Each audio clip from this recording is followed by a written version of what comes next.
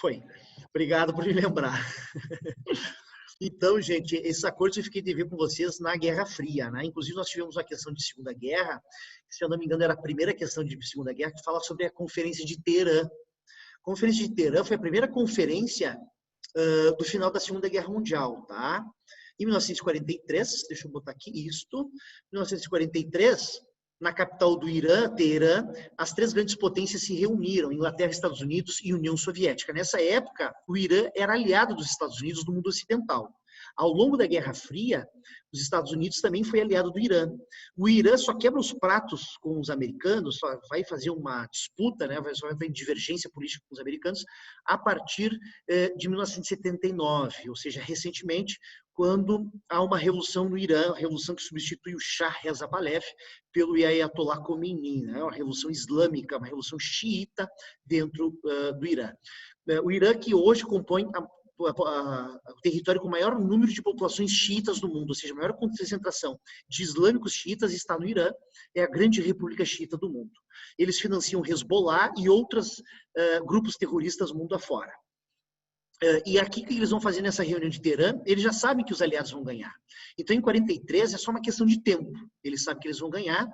É aqui que eles vão planejar o dia D, a famosa Operação Overlord, né, o dia D.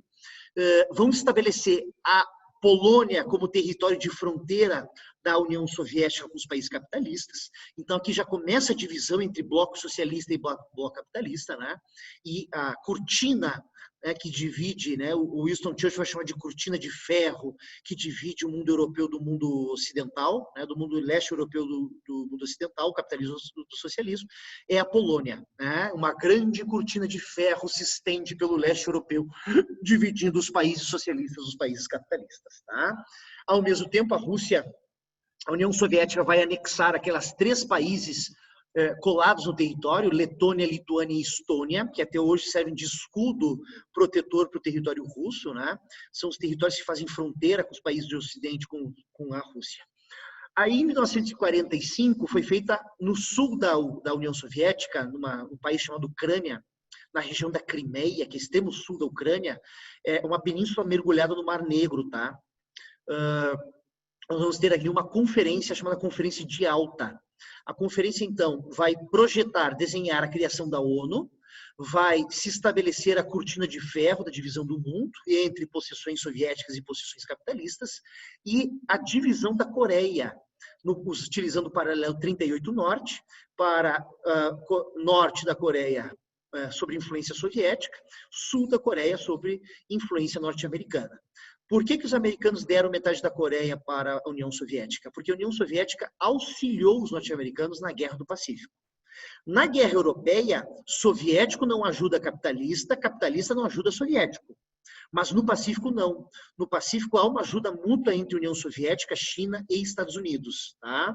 Bom, isso vai nos levar a um mimo que os americanos vão ter que entregar para os soviéticos, um presente, né, por ter ajudado nas guerras do Pacífico. Esse presente chama-se Coreia do Norte. Tá? E, por último, nós temos, então, a Conferência de Potsdam. Lembrando vocês, meninas, que Potsdam está muito próximo de Berlim. É mais ou menos como se fosse Porto Alegre e Canoas, né? Fazem parte da grande área metropolitana de Porto Alegre, Canoas e Porto Alegre, né? Potsdam também faz parte da área metropolitana de Berlim. Então, é como se fosse Berlim, Porto Alegre, Canoas, Potsdam. Perfeito? Eu estive em Potsdam, morro de inveja. Em Potsdam, eles vão começar, então, o processo administrativo de desnazificação da Alemanha, tá? Então, processo de desnazificação, e o Tribunal de Nuremberg também vai ser projetado a partir dessa conferência de Potsdam. Tanto o território da Alemanha derrotada quanto a capital, Berlim, foram divididas em 4 zonas de influência. Tá? Quem são essas 4 zonas de influência? Rússia, União Soviética, Estados Unidos, França e Inglaterra.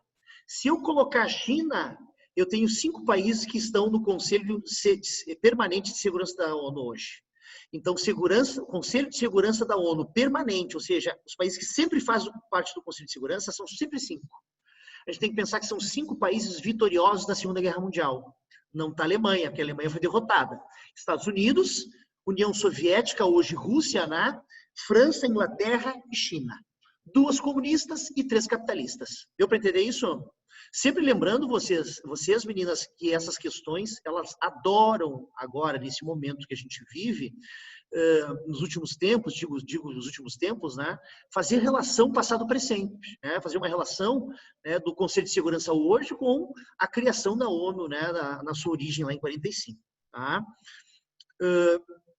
Aqui também vale lembrar que o Vladimir Putin, em 2014, invadiu a Crimeia e disse: a Crimeia é minha. E nós estamos em 2020, 6 anos depois, e a Crimeia ainda não é ucraniana, é russa. Perfeito? Já na região do leste ucraniano, há uma guerra civil entre a população local apoiada pelos russos e a sociedade de Kiev, né, a sociedade da capital ucraniana, contra esses rebeldes do leste ucraniano. Tá? Esse é um conflito bem recente na história do mundo. Essa imagem é uma imagem que me impressiona muito, ela é muito emblemática para mim, né? Ela vai revelar, então, em 45, a Conferência de Alta, na Crimeia. Nós temos da esquerda para a direita de vocês, o gordinho Winston Churchill, o leão inglês, que é o primeiro-ministro da Inglaterra, e em segundo ali, né, segurando as pernas. E por que ele está segurando a perna? Porque ele tem uma doença degenerativa nas pernas, a qual o músculo ia atrofiando. Tá? Aqui ele já não caminhava mais. Quando ele anunciou guerra ao Japão em 41, dezembro de 41, ele não conseguia levantar, mas ele fez questão de se esforçar muito e se levantar para poder falar no microfone. Isso teve um papel simbólico muito grande do Franklin Delano Roosevelt, porque ele, tendo um problema de saúde e não podia se levantar, quando ele demonstra esforço para se levantar, para anunciar a guerra contra os japoneses, depois de Pearl Harbor, ele está dando um recado simbólico, dizendo que a hora dos americanos se esforçarem em prol dessa guerra. Tá? E mesmo estando prestes a morrer, ele tá, se vocês forem vendo a mão dele, tá com um cigarro na mão, ali, ó, dando pito, certo? Ele morreu exatamente 2 meses depois de tirar essa foto. Tá? Então, a guerra não tinha nem acabado lá no Pacífico e ele já tinha morrido. Quem vai assumir é o seu vice-presidente, o Harry Truman, que vai ser, a partir de 47, o novo presidente dos Estados Unidos. E lá no ladinho do Franklin Delano Roosevelt, de chapeuzinho vermelho, nós temos o filho da puta, desculpe a minha palavra, está sendo gravado aí, né? O filho da fruta do Joseph Stalin, que está na lista dos chefes de Estado mais cruéis da história humana, né? Representando a União Soviética. E essa aqui não é a foto verdadeira, meninas. A foto verdadeira é essa aqui, ó. Não sei se vocês vão identificar a foto verdadeira. Quem que está atrás do Stalin? Quem que está atrás do Stalin? Quem que está atrás do Stalin? A Ana acho que não viu ainda. Darth Vader. O Darth Vader. Eu adoro essa foto. E o Darth Vader, né, que é a força má, né, o lado mal da força, está justamente atrás do Joseph Stalin. E aqui dá para ver o cigarrinho do Franklin Delano Roosevelt e o charutão do Winston Churchill. O Winston Churchill morreu em 53, vai ter um tempo de vida ainda. Bom, após a Segunda Guerra Mundial, 2 grandes potências emergem, né, surgem no mundo. De um lado, os Estados Unidos. Por que os Estados Unidos vão surgir como grande potência? Porque os americanos não tiveram o seu território atingido, a sua indústria atingida. Tá? Os americanos tinham uma bomba atômica e os americanos tiveram uma participação decisiva na vitória final. Então, os americanos vão aparecer no mundo após a Segunda Guerra como uma potência. Além dos Estados Unidos, um outro território, um outro estado, aparece como uma grande potência logo após a Segunda Guerra Mundial. Trata-se da URSS, União das Repúblicas Socialistas Soviéticas. Mas eles tiveram seu território invadido? Sim, tiveram. Mas eles tinham o maior exército do mundo, o rolo compressor, o formigueiro humano. Tá? Logo, eles foram os primeiros a chegar na Alemanha, os primeiros a cercar Berlim e os que tiveram as vitórias mais expressivas da Segunda Guerra Mundial. Então, era um império a ser respeitado. Sem falar dos territórios que eles conquistaram após essa Segunda Guerra Mundial. Então, a União Soviética também surge como uma grande potência. Tá? Por que a gente chama de Guerra Fria? Porque nunca houve uma guerra declarada, direta, entre a União Soviética e Estados Unidos. Nunca. Certo? Mas então quer dizer que não tem conflitos? Não é isso que eu estou dizendo. Existem muitos conflitos ao longo da Guerra Fria. Todos eles com participação indireta de Estados Unidos e União Soviética. Tá? A União Soviética vai apoiar e financiar uma parte desses conflitos, né?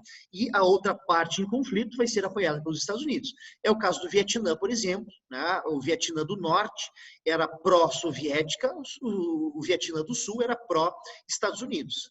A guerra do Vietnã vai ser basicamente o Norte sendo financiado pela União Soviética, o Sul sendo financiado pelos Estados Unidos, certo? Vamos lá, então. Aqui nós temos um mapa que nos revela mais ou menos como ficou essa divisão do mundo a partir da Segunda Guerra Mundial. Tá? A Polônia como país de cortina de ferro, ou seja, fazendo a divisão dos países capitalistas em relação aos países socialistas. Certo, meninas? E a Suíça ficou neutra, Rafa, exatamente. Por quê? Porque a Suíça era paraíso fiscal. A burguesia de toda a Europa depositava e guardava seus dinheiros na Suíça. Então, era um combinado. Na Suíça, ninguém mete. Não, na Suíça deixa neutra, né? Porque eles estão com o dinheiro da galera. Tanto na Segunda Guerra quanto na Guerra Fria. Guerra Fria clássica, de 45, final da Segunda Guerra, né, a Conferência de Yalta e a Conferência de Potsdam, até 1953, quando o Joseph Stalin, aquele filho da fruta, morre. Tá? Para mim, meninas, e eu já vi algumas biografias dizendo isso, a Guerra Fria, ela começa oficialmente em 47 e não em 45. Tá? Há uma divergência entre os historiadores se a Guerra Fria começa em 45 ou se a Guerra Fria começa em 47. Para este humilde professor que vos fala, eu tenho uma concepção de que a Guerra Fria começa em 47. Por quê? Porque isso é pautado no discurso do presidente dos Estados Unidos, Harry Truman. O Harry Truman vai até o Congresso americano, onde ele dá um pronunciamento presidencial. Esse é um costume que até os dias de hoje se tem nos Estados Unidos, né? Uma vez por ano, o presidente da República Americana, norte-americana, vai até o Congresso dar um pronunciamento. O Harry Truman não foi diferente nesse ano de 47. E qual que vai ser o discurso do Harry Truman? Ele vai dizer, eu, chefe do Estado norte-americano, chefe do país Estados Unidos, prometo ao povo que utilizarei todos os meus recursos de Estado para perseguir e anular o socialismo mundo afora.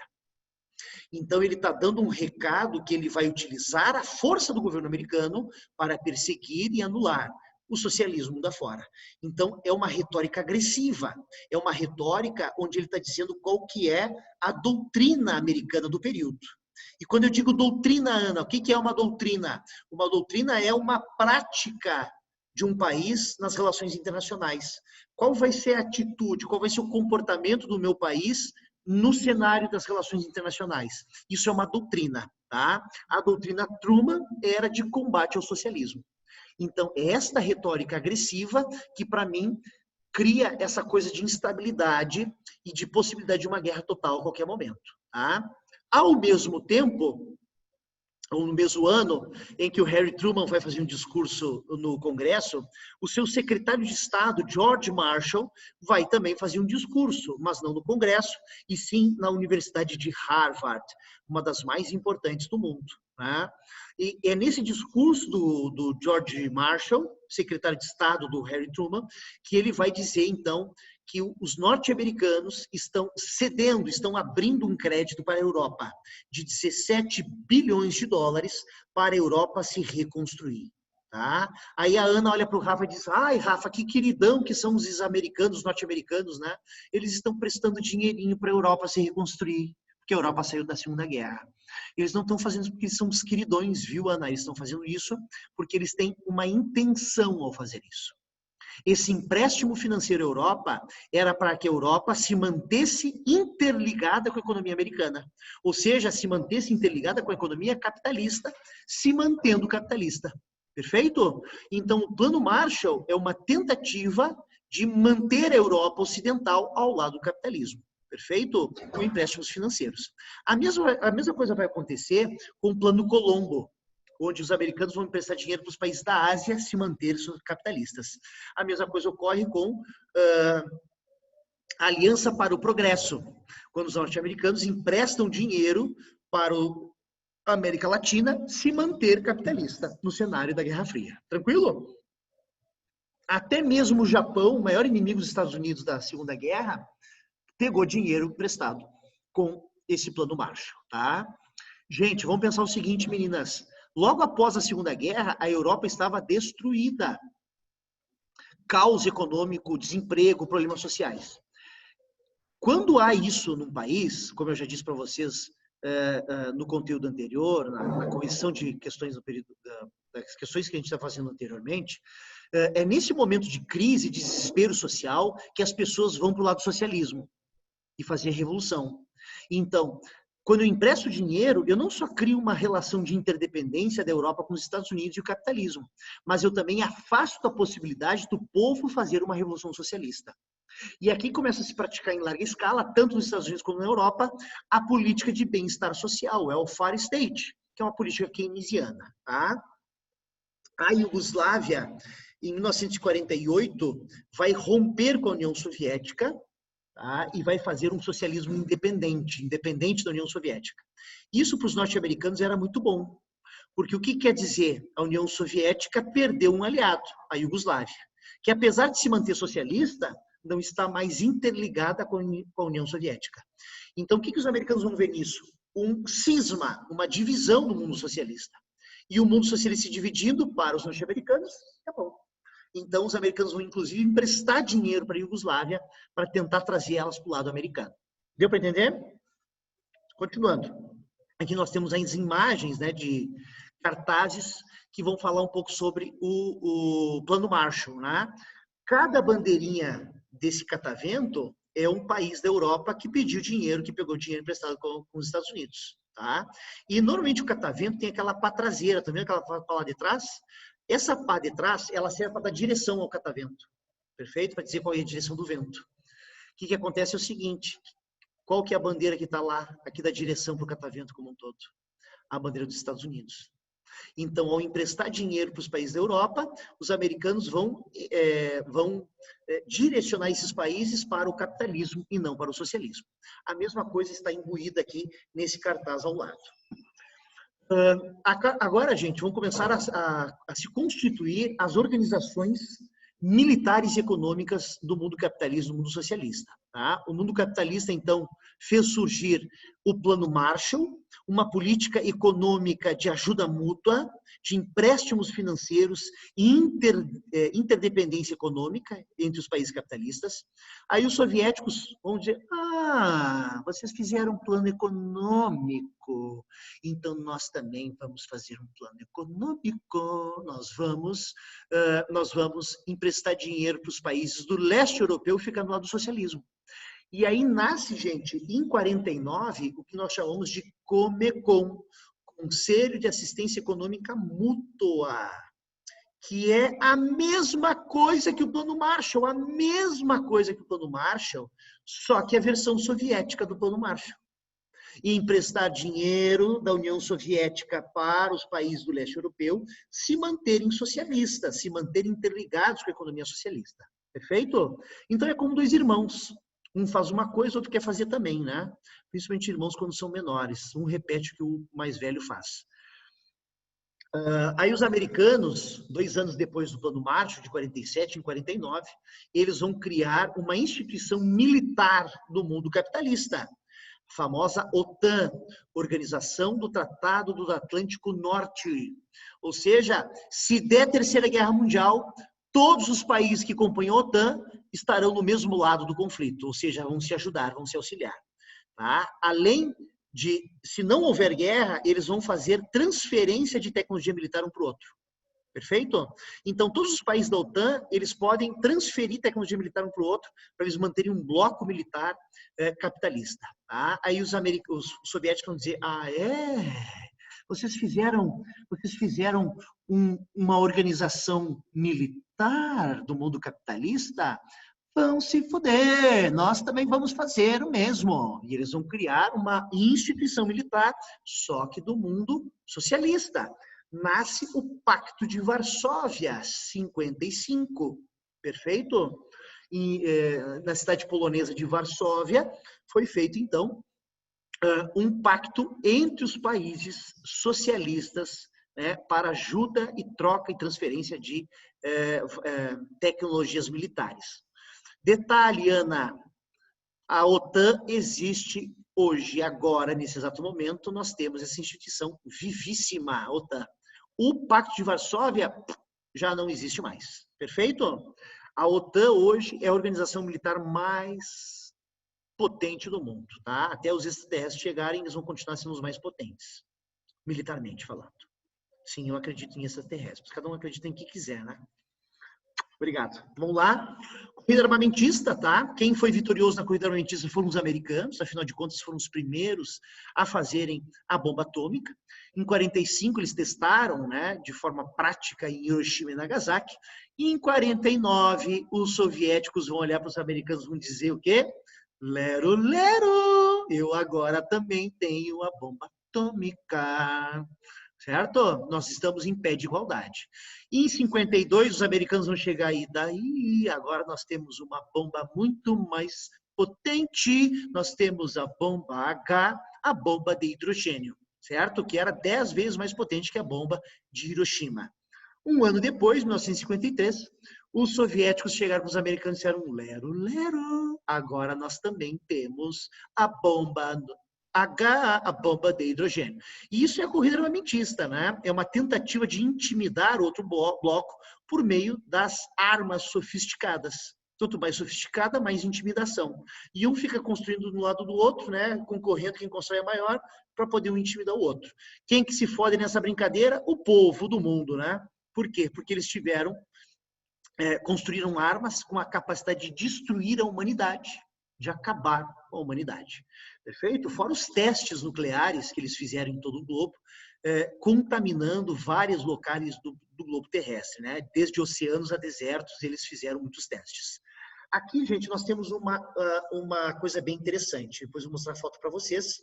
Quem é que transferiu a tecnologia da bomba atômica dos Estados Unidos para a União Soviética? Um casal, o casal Rosenberg, Julius e Rose Rosenberg. Esse casal, eles foram executados pelo governo americano na década de 50, se eu não me engano, 52 ou 53. Por quê? Por espionagem. Eles foram acusados, ao serem executados, de levar a tecnologia da bomba atômica dos Estados Unidos para a União Soviética. Na época, não se sabia se eles eram realmente espiões. Durante muitos e muitos anos, ficou com essa dúvida, né? Será que eles realmente transferiram a tecnologia? Será que eles não morreram de graça? Até que, recentemente, Vladimir Putin libera para o governo americano uma série de documentos secretos da antiga KGB e da inteligência russa, que revelam, sim, o casal Rosenberg enviou as informações técnicas para a União Soviética fazer a sua própria bomba atômica. Lembrando vocês que é um período de muita espionagem, né?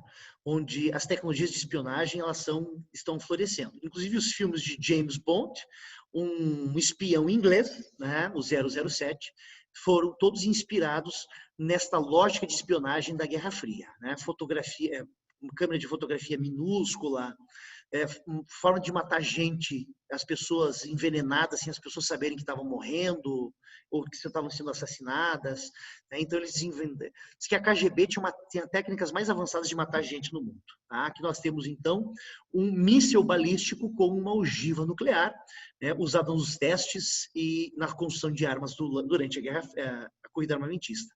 Lembrando vocês que a corrida armamentista foi vitória dos americanos. Bloqueio de Berlim. Olhem só, meninas. Olhem só.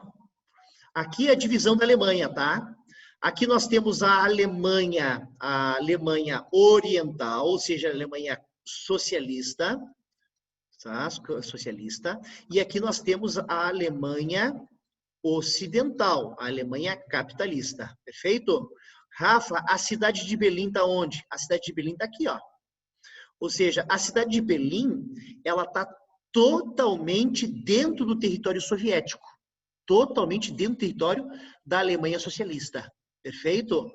Mas só, vamos pensar o seguinte. Se eu pegar essa Berlim aqui, ó, e eu vou tentar desenhar Berlim aqui para vocês, ó, meninas. Então, vou desenhar Berlim aqui. Berlim também tinha uma divisão. Berlim Oriental Socialista, Berlim Oriental Socialista, Berlim Ocidental Capitalista. Perfeito? Só que essa capital Berlim está dentro do território soviético. O que o Stalin fez? Eu vou sacanear os americanos e os ingleses. que eu vou fazer? Vou pegar as tropas socialistas e vou cercar Berlim. E vou dizer que nada entra e nada sai. Com isso, eu vou fazer com que os americanos e os capitalistas deixem de enviar mantimentos para Berlim capitalista. E aí eu pego a Berlim para mim. Eu vou ter uma vitória sobre o capitalismo. Eu vou ganhar Berlim, porque Berlim não vai conseguir se manter viva. Tá? Só que os americanos e os ingleses fizeram um projeto de logística para enviar com aviões. Aviões eram enviados, gente, a cada 3 minutos para Berlim Ocidental. A cada 3 minutos, gente, foram quase um ano com essa logística. A cada 3 minutos, um avião saía para ir para Berlim Ocidental. 3 minutos depois, ia outro avião. 3 minutos depois, ia outro avião. Para quê? Para manter a Berlim Ocidental, a Berlim capitalista, com mantimentos de sobrevivência. Isso acabou sendo utilizado como uma vitrine para os capitalistas. Stalin tentou conquistar, cercando a cidade de Berlim, o nosso território em Berlim. Não conseguiu, porque nós capitalistas não desistimos dos nossos. Nós conseguimos manter aquelas pessoas supridas de necessidades, com os aviões sendo lançados para lá, né, aviões cargueiros que eram enviados para lá de 3 em 3 minutos. Muitos deles caíram, né? E os pilotos e os mantimentos acabaram morrendo tudo, certo? Mas eles conseguiram manter esse lado da Berlim capitalista. Deu para entender isso, gente? Stalin bloqueia a entrada de mantimentos e a saída de mantimentos da capital. O esforço dos Estados Unidos e da Inglaterra em enviar mantimentos por aviões de 3 em 3 minutos, ou seja, um esforço muito grande, tá? E muito caro. Isso vai servir como uma propaganda para o capitalismo. Nós não desistimos dos nossos, tá? A gente garante a prosperidade de quem é capitalista. 11 meses depois, Stalin vê que não deu certo seu cerco e desfaz o cerco. Beleza? Vamos para a segunda fase da Guerra Fria, a fase da coexistência pacífica, a fase, então, da détente. Esse período, então, vai de 53 a 79, e a principal característica é uma reaproximação dos dois blocos, ou seja, a coisa calma, a coisa fica mais light agora, tá? E nós vamos ver, então, meninas, que a União Soviética e Estados Unidos voltam a se conversar.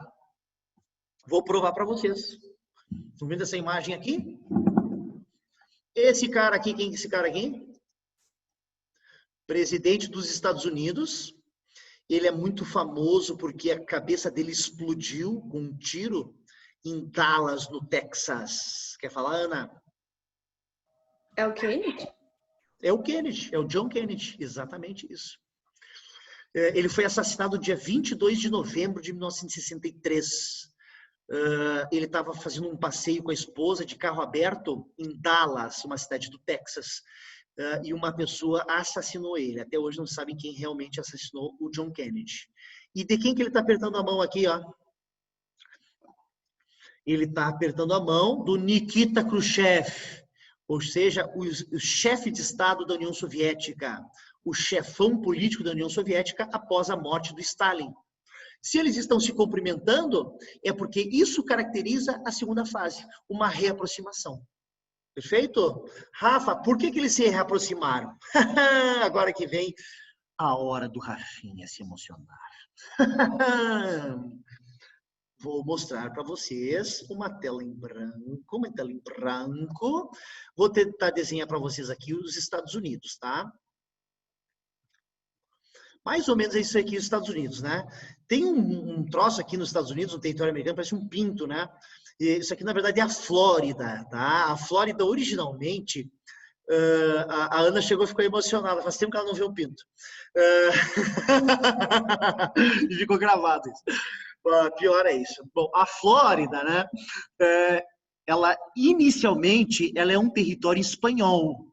No século XIX, os norte-americanos compraram a Flórida a preço de banana dos espanhóis, que estavam com um problema com Napoleão lá, tá? Bom, tem uma ilhazinha que fica a 100 quilômetros da Flórida. Essa ilhazinha chama-se Cuba. A famosa ilha, né, dos cubanos, a 100 quilômetros dos Estados Unidos.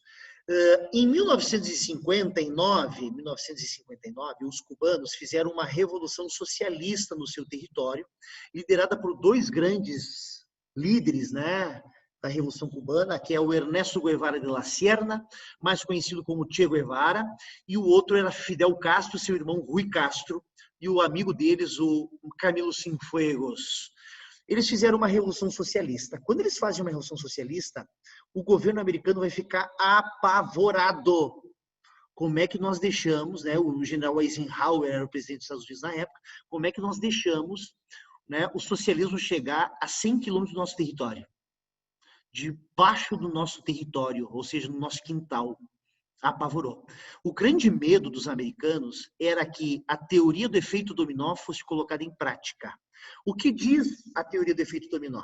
Se eu pegar várias peças de dominó e botar uma do ladinho da outra, se eu derrubar a primeira, a outra derruba a outra, que derruba a outra, que derruba a outra, que derruba a outra. Então eles acreditavam que se um país fizer a revolução socialista, toda a América Latina passa a fazer revolução socialista, como se fosse peças de dominó caindo, tá? Rafa, é uma coincidência o Brasil viver uma ditadura militar a partir do início de 1964? Não é uma coincidência. Nós estamos há 5 anos da Revolução Cubana. Por que os americanos vão financiar uma ditadura no Brasil? Medo que uma nova Revolução Cubana ocorresse no Brasil. Ainda mais que o presidente do Brasil era aquele comunista do João Goulart. O João Goulart. Perfeito? Em 1961, olhem só, 2 anos depois da Revolução Cubana, 1961, o Fidel Castro pegou... 1961, 2 não, 61. Não, é 62. 1962. 3 anos depois, o Fidel Castro pegou o smartphone dele, o iPhone dele, e ele mandou um áudio para o Nikita Khrushchev lá na União Soviética. E aí, Nikita, tranquilo, irmão? Valeu, comunismo. E ele vai chegar e vai dizer o seguinte, ó, eu tive uma ideia essa noite, eu sonhei com uma ideia essa noite, Nikita Khrushchev. E se tu trouxer mísseis russos e instalar aqui em Cuba, a gente não vai xaropear os americanos, dar uma alfinetada neles? E o Nikita Khrushchev vai dizer, boa ideia, Fidel, vamos fazer isso. É quando alguns mísseis balísticos soviéticos vêm de embarcação até Cuba e são colocados em Cuba, direcionados para o território americano. Esses mísseis tinham a capacidade de atingir o estado de Washington, que seria o estado mais longínquo de Cuba. Tá? Não estou falando de Washington, D.C., né? Washington, D.C. fica aqui, ó. Mas o estado de Washington, que é o estado mais distante. Quando um avião espião norte-americano, que foi durante muitos anos o avião espião mais foda do universo, chamado U-2, inclusive vai dar o nome à banda, aquela do tiozão, aquele lá, tocador, né, o U-2. O aviãozinho estava passando por Cuba, né, que ele voava numa altura que os satélites não pegavam e que as bombas não atingiam, e esse avião tira foto do território cubano. As fotos chegam até o colo do John Kennedy. E o John Kennedy vai dizer, fiado da puta, estou instalando um míssil aqui do lado. O John Kennedy vai imediatamente para canal de televisão internacional, onde ele dá um pronunciamento. Tapa na mesa e tudo. Se vocês não tirarem esses mísseis que estão em Cuba, nós, norte-americanos, vamos declarar guerra direta à União Soviética. O mundo inteiro fica assim, ó, caralho, mano... É bomba H, é bomba de hidrogênio, é bomba... Vai ser foda essa parada. Então, o Kennedy tem um ultimato. Ou vocês tiram esses mísseis imediatamente de Cuba, ou nós vamos declarar uma guerra direta à União Soviética. O que o Nikita Khrushchev fez? Sabiamente, recuou. Disse, tudo bem, eu tiro os mísseis de Cuba. Mas vocês, americanos, têm mísseis aqui na Turquia, que está bem próximo do nosso território. Tu tira os teus mísseis da Turquia e eu tiro de Cuba. Fechou? Fechou. Tá aí, ó. Acordo feito. Então, nós temos aqui a detente, a reaproximação. O que eles decidiram a partir de então? Vamos instalar um telefone entre o Kremlin, na Rússia, na União Soviética, no Moscou, e a Casa Branca, em Washington, D.C.? Vamos. Se deu um desentendimento... Oi, Mari. Tudo bom? Tô dando aula aqui. Eu tinha live, aí já aproveitei e fiquei. Né? Boa reunião. Como é que tá, guria? Tá bem? Tudo... Desculpa, meninas. Então, instalaram um telefone vermelho, que tinha um canal de comunicação direto com os dois países. Qualquer desentendimento, qualquer treta, não precisa ir na televisão ameaçar nada. Pega o telefone e vão conversar. E aí, uma reaproximação. Tá? Dizem os especialistas que esse telefone vermelho existe até os dias de hoje para a comunicação do Donald Trump e do Vladimir Putin, né? Todos mandando nudes um para o outro só pelo telefone vermelho, né? Eu queria ser uma formiguinha e escutar esse telefone vermelho de vez em quando. Vamos lá então. Opa, vamos lá então. Em 1953 morre o Joseph Stalin e 2 anos depois assume ao cargo de chefe do Partido Comunista, chefe da União Soviética, um ucraniano da Crimeia, né, chamado Nikita Khrushchev. Quando esse ucraniano, Nikita Khrushchev, chega no governo, ele... Deixa eu dar um grito, então. Oi? Oi?